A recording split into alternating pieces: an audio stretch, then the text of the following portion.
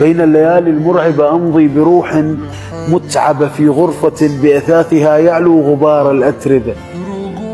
بالأمس كانت ضحكتي صوتا شجيا واضحا والناس فيها معجبة، واليوم يبدو إنها لا تستمر وتختفي مثل الوعود الكاذبة. خليني طيب خاطرك، ما أريد أطيب جرحك،